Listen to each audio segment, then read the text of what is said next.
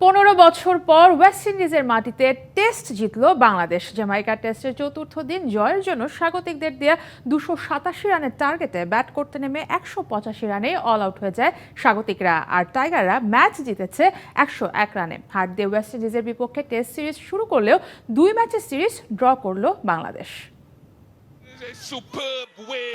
বোলারদের হাত ধরে ব্যর্থতার বৃত্ত ভেঙে দারুণ একটা ঘুরে দাঁড়ানোর গল্প লিখল বাংলাদেশ। সেই সাথে 2009 সালের পর আরও একবার জয় করল ক্যারিবীয় দুর্গ। সুখস্মৃতি নিয়ে বছরের শেষ টেস্টটা খেলল মিরাজের দল। জ্যামাইকা টেস্টের তৃতীয় দিনে দারুণভাবে ঘুরে দাঁড়িয়েছিল টাইগাররা।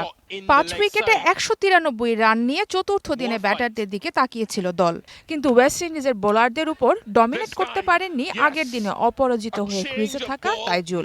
ফিরেছেন দিনের শুরুতেই। এরপর মুমিনুলের আরেকটা ডাক, রান 2 অঙ্কে নিতে পারেননি শেষ 3 ব্যাটারের কেউ।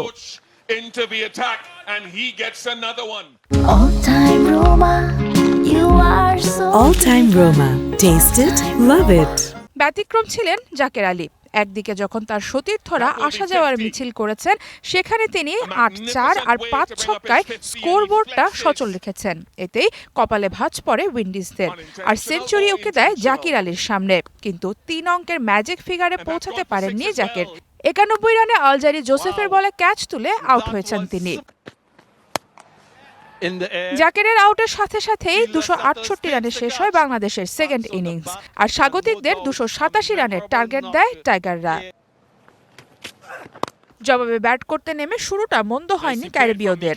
মিকাইল লুইসকে নিয়ে দ্রুত রান তুলতে থাকেন ক্রেগ ব্রাথওয়েট, কিন্তু দলীয় 23 রানে এই ওপেনিং জুটি ভাঙেন তাইজুল। এরপর কেসি কার্টিকে নিয়ে টাইগারদের দেওয়া টার্গেট চেজে এগিয়ে যাচ্ছিলেন ব্রাথওয়েট, কিন্তু সেটাও বেশি এগোতে দেননি তাসকিন। ফিরিয়েছেন আরেক ওপেনারকে।